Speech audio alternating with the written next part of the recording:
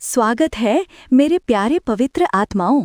जिस दिन तुम ये तय करते हो कि तुम तंग आ चुके हो, उसी दिन सब कुछ बदल जाता है। यहाँ एक तथ्य है, इंसान इस तरह से बने हैं कि वे परवाह करते हैं कि दूसरे लोग क्या सोचते हैं। ये एक जीवित रहने की प्रवृत्ति है। जब हम गुफाओं में रहते थे और बहिष्कृत होने से सचमुच तुम्हें खाया जा सकता था, लेकिन चलो इसका सामना करते हैं। हम अब दांतों वाले बाघों से नहीं बच रहे हैं, सिर्फ वाईफाई और राय वाले लोगों से बच रहे हैं। फिर भी आलोचकों का हमें अपने पंजे में जकड़ने का एक मजाकिया तरीका होता है, जिससे हम अपने मूल्य पर सवाल उठाने लगते हैं। वे फुसफुसाते हैं या चिल्लाते हैं कि हम पर्याप्त स्मार्ट, मजबूत या प्रतिभाशाली नहीं हैं। और कुछ समय के लिए शायद तुमने सुना, शायद तुमने उन पर विश्वास भी कर लिया, लेकिन फिर कुछ हुआ, कुछ असाधारण।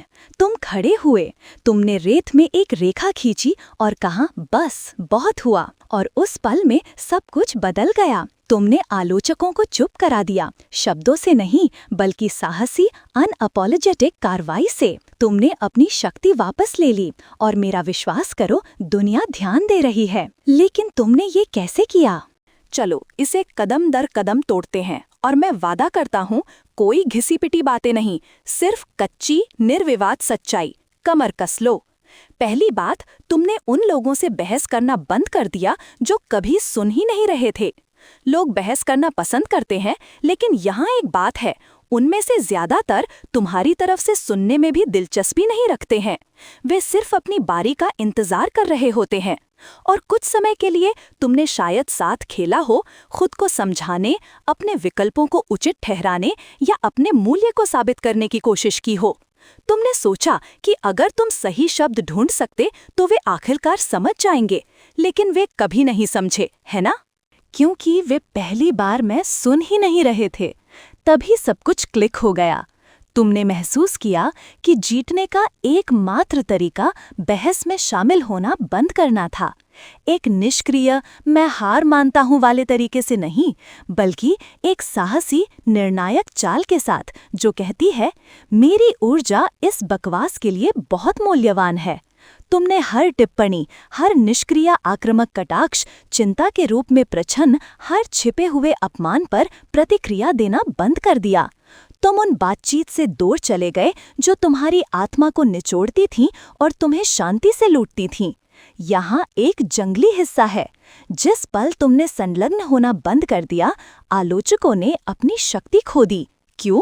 क्योंकि आलोचना ध्यान पर पनपती है। ये एक आग की तरह है। ये सिर्फ तब तक चलती है जब तक तुम उसे खिलाते रहते हो। जब तुमने उन्हें अपना समय और ऊर्जा देना बंद कर दिया, तो उनके शब्द सिर्फ खाली शोर बन गए। और जब तुमने उन्हें बात करने में व्यस्त थे, तुम करने में व्यस्त थे, निर्माण करने में, बढ़ने में, जीतने में। इस बदलाव की सुंदरता ये थी कि इसने तुम्हारे दिमाग में उन चीजों के लिए जगह खाली कर दी जो वास्तव में मायने रखती थीं। अपने दिमाग में तर्कों का अभ्यास करने या कैसे प्रतिक्रिया दे इस पर तनाव लेने के बजाय तुमने प्रगति पर ध्यान केंद्रित किया। तुम्हारे कार्यों ने किसी भी स्पष्टीकरण से ज्यादा जोर से बोलना शुरू कर दिया, और जल्द ही सबसे जोरदार आलोचकों के पास भी कहने के लिए कुछ नहीं बचा। तुमने उन्हें ज्यादा जोर से चिल्लाकर चुप नहीं कराया, तुमने आगे बढ़कर उन्हें चुप करा दिया। और वो असली जीत थी। तीसरी बात,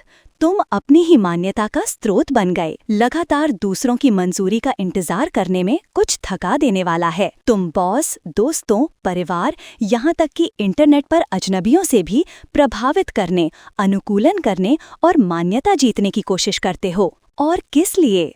एक क्षणिक तारीफ, एक पीठ थपथपाना जो मुश्किल से 1 मिनट तक रहता है। समस्या ये है कि जब तुम्हारा आत्ममूल्य किसी और की राय पर निर्भर करता है, तो तुम अनिवार्य रूप से उन्हें अपनी खुशी की चाबियां सौंप रहे हो। पहली बार में तुमने शायद ये भी नहीं महसूस किया हो कि तुम ये कर रहे थे। शायद तुम सिर्फ विनम्र हो रहे थे या फिट होना चाहते थे। लेकिन समय के साथ तुमने अपनी सफलता को दूसरों की प्रतिक्रियाओं के आधार पर मापना शुरू कर दिया। क्या उन्हें पसंद आया जो मैंने कहा? क्या उन्होंने मेरे प्रयास पर ध्यान दिया? क्या मैं उनके लिए काफी हूँ? और जब मंजूरी नहीं आई या जब इसके बजाय आलोचना हुई, तो ये बहुत चुभता था। लेकिन फिर एक मोड़ आया। शायद ये एक धीमी एहसास थी, या शायद ये तुम पर एक टन ईंटों की तरह लगी। तुम कभी नहीं जीतोगे जब तुम दूसरों की तालियों के लिए खेल रहे हो। सच तो ये है कि कुछ लोग कभी भी प्रभावित नहीं होंगे। दूसरे तुम्हें एक दिन पसंद करेंगे और अगले दिन तुम्हारी आलोचना करेंगे। तुमने महसूस किया कि उनकी मान्यता के लिए जीना एक ऐसा खेल था जो तुम्हारे खिलाफ धांधले वाला था, तो तुमने खेल छोड़ दिया। तुमने खुद को मान्य करने का फैसला किया। किसी और के तुम्हें ये बताने का इंतजार करने के बजाय तुमने आईने में देखा और इसे खुद कहा। तुमने अपनी खुद की प्रगति का जश्न मनाया, तब भी जब किसी और ने ध्यान नहीं दिया। तुम्हें उनकी मंजूरी की जरूरत बंद हो गई, क्योंकि तुमने खुद को कुछ कहीं बेहतर दिया, वास्तविक आत्मसम्मान। यहाँ एक पागलपन वाला हिस्सा है। जब तुमने मान्यता की तलाश करना बंद कर दिया, तो लोगों ने इसे वैसे भी देना शुरू कर दिया, लेकिन तब तक इससे कोई फर्क नहीं पड़ता था। उनकी प्रशंसा अच्छी थी निश्चित रूप से, लेकिन ये अब और आवश्यक नहीं थी। तुम्हारा मूल्य बातचीत के लिए नहीं था। तुम जानते थे कि तुम कौन हो और तुम क्या करने में सक्षम हो। उस तरह का आत्मविश्वास ये अटूट है, और इसीलिए तुमने अपनी शक्ति वापस ले ली, क्योंकि तुमने आखिरकार महसूस किया कि ये शुरू से ही तुम्हारी देने के लिए थी। चौथी बात, तुमने ये समझा कि उन्हें गलत साबित करना अभी भी उन्हें नियंत्रण देना है। उन्हें गलत साबित करने के विचार में एक जाल छिपा है। पहली बार में ये सशक्त लगता है, गुस्से और दृढ़ संकल्प से प्रेरित।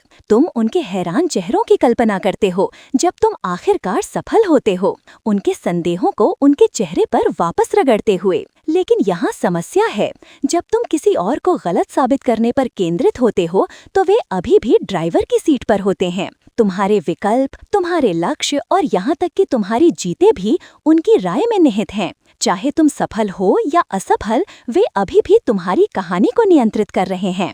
तभी तुम्हें ये लगा, सच्ची शक्ति प्रतिशोध से नहीं आती है, ये स्वतंत्रता से आती है। तुमने महसूस किया कि बदला लेने से प्रेरित सफलता टिकाऊ नहीं थी, क्योंकि ये तुम्हें उन्हीं लोगों से बांधे रखती थी जिनसे तुम बचने की कोशिश कर रहे थे। उनकी राय तुम्हारे उन्हें दूर करने के विद्रोही प्रयासों में भी अभी भी तुम्हारे फैसलों को आकार दे रही थी, और ईमानदारी से वे तुम्हारे जीवन पर उस तरह की शक्ति के हकदार नहीं थे। तो तुमने अपना ध्यान बदल दिया। तुमने इसे उनके बारे में बनाना बंद कर दिया और इसे तुम्हारे बारे में बनाना शुरू कर दिया। तुमने सफलता को आलोचकों को चुप कराने के तरीके के रूप में नहीं, बल्कि अपनी खुद की क्षमता को पूरा करने और वास्तविक खुशी पाने के तरीके के रूप में फिर से परिभाषित किया। तुमने ऐसे लक्ष्य निर्धारित करना शुरू कर दिया जिनका किसी और की अपेक्षाओं से कोई लेना देना नहीं था, और तुम्हारे खुद के विकास से सब कुछ लेना देना था। यहाँ विडंबना है, जब तुमने उन्हें गलत साबित करने की कोशिश करना बंद कर दिया, तो तुमने स्वाभाविक रूप से ये वैसे भी कर दिया। लेकिन तब तक इससे कोई फर्क नहीं पड़ता था। उनकी राय अप्रासंगिक बैकग्राउंड शोर बन गई। तुम्हारी उपलब्धियां उनके संदेह की प्रतिक्रिया नहीं थीं, वे तुम्हारी ताकत, अनुशासन और जुनून का प्रतिबिंब थीं। और उस तरह की सफलता ये किसी भी छोटी मोटी बदला लेने से कहीं ज्यादा मीठी होती है। जब तुमने आलोचकों को नियंत्रण देना बंद कर दिया, तो तुमने सिर्फ उन्हें चुप नहीं कराया, तुमने खुद को मुक्त कर लिया, और वो स्वतंत्र का अंतिम जीत थी।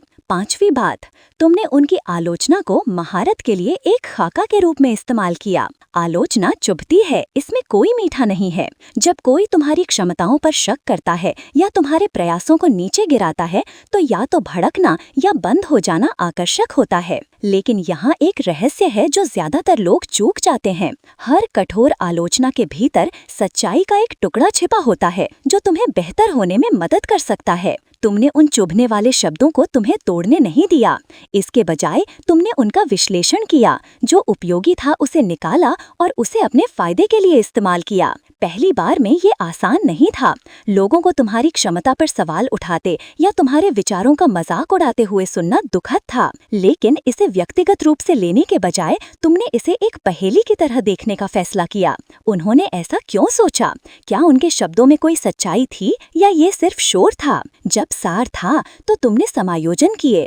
अगर किसी ने तुम्हारे काम में एक खामी बताई तो तुम उदास नहीं हुए, तुमने उसे ठीक कर दिया। अगर उन्होंने तुम्हारे कौशल पर शक किया तो तुमने उन्हें तब तक तेज किया जब तक कि शक के लिए कोई जगह न रह जाए। और जब आलोचना निराधार थी या ईर्ष्या से प्रेरित थी तो तुमने उसे अपने दिमाग में टिकने दिए बिना खारिज करना सीख लिया। तुम रचनात्मक प्रतिक्रिया को विनाशकारी बकवास से अलग करने में एक माहिर बन गए। अकेले उस कौशल ने तुम्हें एक ऐसी बढ़त दी जो ज्यादातर लोग कभी विकसित नहीं करते। समय के साथ उनके शब्द तुम्हारा गुप्त हथियार बन गए। वही अपमान जो उन्होंने तुम पर फेंके वे तुम्हारे विकास के लिए एक रोड मैप बन गए। उन्होंने अनजाने में उन क्षेत्रों को इंगित कर दिया जहां तुम सुधार कर सकते थे और तुमने हर एक का लाभ उठाया। प्रत्येक सुधार के साथ तुमने उनके पास आलोचना करने के लिए कम और कम छोड़ दिया। अंततः तुमने सिर्फ आलोचकों को चुप नहीं कराया, तुम उनसे आगे निकल गए। तुम्हारी महारत उनके शब्दों से कहीं ज्यादा जोर से बोलती थी। और सबसे अच्छी बात, तुम्हें ये जानने के लिए उनकी मंजूरी की जरूरत नहीं थी कि तुम जीत चुके हो। तुमने उनकी नकारात्मकता को अपनी सफलता के लिए एक खाका में बदल दिया था। ये उस तरह की जीत है जिसे कोई छीन नहीं सकता। छठी बात, तुम उन जगहों से आगे निकल गए जहां तुम्हारा सम्मान नहीं किया जाता था। एक दर्दनाक सच्चाई है जिसे कई लोग कठिन तरीके से सीखते हैं। हर जगह तुम्हारे लायक नहीं होती, चाहे वो एक कार्यस्थल हो, एक सामाजिक सर्कल हो या यहाँ तक कि एक पारिवारिक गतिशीलता हो। कुछ वातावरण कभी भी तुम्हारे मूल्य की पूरी तरह से सराहना नहीं करेंगे। तुमने शायद देखे जाने के लिए लड़ते हुए, अपने मूल्य को साबित करते हुए और ये उम्मीद करते हुए समय बिताया हो कि वे आखिरकार तुम्हारे योगदान को समझेंगे। लेकिन चाहे तुमने कितनी भी मेहनत की हो, हमेशा ऐसा लगता था जैसे तुम एक दीवार के खिलाफ धकेल रहे हो। एक दिन तुमने कुछ ऐसा महसूस किया जिसने सब कुछ बदल दिया। तुम कभी भी एक ऐसे कमरे में नहीं जीतोगे जो तुम्हें नजरअंदाज करने के लिए बनाया गया था। सम्मान की भीख नहीं मांगी जा सकती या मांग नहीं की जा सकती, इसे स्वतंत्र रूप से दिया जाना चाहिए। और अगर लोग वो देने को तैयार नहीं थे तो ये अपनी ऊर्जा को अर्जित करने की कोशिश में बर्बाद करना बंद करने का समय था। तो तुमने एक साहसी फैसला किया। तुमने अपनी क्षमता को समाहित न कर सकने वाले स्थानों में फिट होने के लिए खुद को सिकोड़ना बंद कर दिया। देखे जाने के लिए अनुमति मांगने के बजाय तुमने नए वातावरण की तलाश की जहां तुम्हारी उपस्थिति को महत्व दिया जाता था। और जब तुम उन स्थानों को नहीं ढूंढ सके तो तुमने अपने खुद के बनाए। तुमने ऐसे अवसर बनाए जहां तुम्हारी आवाज मायने रखती थी और जहां तुम्हारे योगदान का जश्न मनाया जाता था। सबसे अच्छी बात, जैसे ही तुम इन नए स्थानों में बढ़े और फले फूले, पुराने कमरे जो तुमने पीछे छोड़ दिए थे वे छोटे और छोटे दिखने लगे। तुमने महसूस किया कि तुमने उन लोगों से मंजूरी हासिल करने में कितना समय बर्बाद कर दिया था जो कभी भी इसे देने वाले नहीं थे। ऐसा नहीं था कि तुम काफी अच्छे नहीं थे, ऐसा था कि वे महानता को पहचानने में सक्षम नहीं थे जब उन्होंने इसे देखा। उन स्थानों से आगे निकलना सिर्फ बेहतर अवसर ढूंढने के बारे में नहीं था, ये तुम्हारी शक्ति को पुनः प्राप्त करने के बारे में था। तुमने सम्मान के टुकड़ों के लिए लड़ना बंद कर दिया और इसे स्वाभाविक रूप से आज्ञा देना शुरू कर दिया, सही वातावरण में लंबे खड़े होकर। और ऐसा करते हुए तुमने सिर्फ सफलता नहीं पाई, तुमने स्वतंत्रता पाई। सातवीं बात, तुमने वो बनने से इनकार कर दिया जो वे उम्मीद करते थे। आलोचक लोगों को बक्सों में रखना पसंद करते हैं।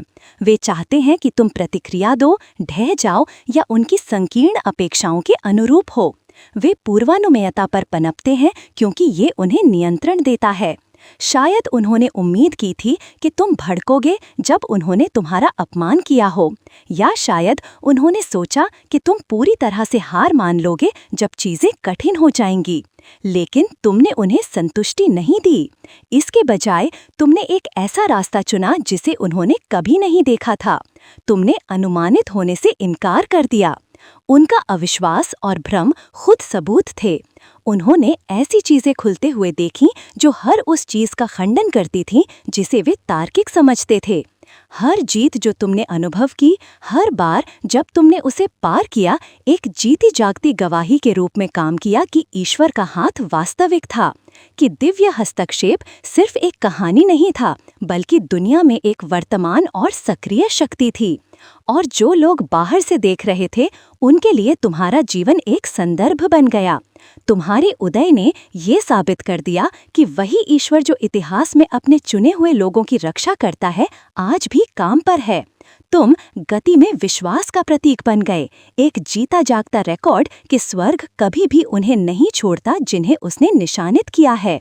संशयवादी, शंका करने वाले और उत्पीड़क सभी अनजाने में एक ऐसी सच्चाई के गवाह बन गए जिसे वे नकार नहीं सकते। जब ईश्वर चुनता है तो कोई भी योजना को नहीं रोक सकता, कोई भी कृपा को उलट नहीं सकता और कोई भी सबूत को नहीं मिटा सकता। तुम ही वो सबूत हो, चलते हुए, फलते हुए और एक जीवित ईश्वर का निर्विवाद सबूत। 14वीं बात, उनकी हार स्थायी है क्योंकि वो आध्यात्मिक थी, सामाजिक नहीं। उनकी हार स्थायी है क्योंकि वो आध्यात्मिक थी। उन्हें विश्वास था कि वे तुमसे एक मानवीय स्तर पर लड़ रहे हैं, गपशप, प्रभाव, सामाजिक पैंतराबाजी और दूसरों की मंजूरी के माध्यम से। उन्होंने सोचा कि धारणा को नियंत्रित करके, आख्यानों में तोड़ मड़ोड़ कर और तुम्हारे खिलाफ लोगों को रैली करके वे तुम्हारे जीवन के परिणाम को निर्धारित कर सकते हैं। उन्होंने शक्ति को संख्याओं, प्रतिष्ठा और गठबंधनों में मापा, कभी ये महसूस किए बिना कि असली युद्ध भूमि उसके परे थी जो आंखें देख सकती हैं और हाथ हेरफेर कर सकते हैं। उनकी जीत की समझ सामाजिक विमान तक ही सीमित थी, लेकिन जो निर्णय उन पर आया वो एक उच्च अधिकार से आया, एक ऐसा जिसे न तो प्रभावित किया जा सकता है, न रिश्वत दी जा सकती है और न ही मात दी जा सकती है। जो नुकसान उन्होंने उठाया वो अस्थायी या प्रतिवर्ती नहीं था, ये आत्मा में निर्धारित था। स्वर्ग मनुष्य के समान सिद्धांतों पर काम नहीं करता है और आत्मा में किए गए फैसले बाध्यकारी होते हैं। चाहे वे कितना भी इतिहास को फिर से लिखने, धारणा को प्रभावित करने या सामाजिक स्थिति की मरम्मत करने की कोशिश करें, आध्यात्मिक फैसला पहले ही दे जा चुका है।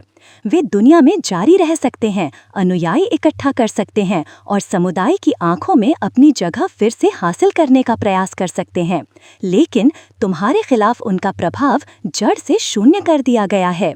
जो ऊर्जा उन्होंने तुम्हें नुकसान पहुंचाने की कोशिश में खर्च की थी वो उल्टी पड़ गई है और आध्यात्मिक क्षेत्र में उनका पतन अपरिवर्तनीय है।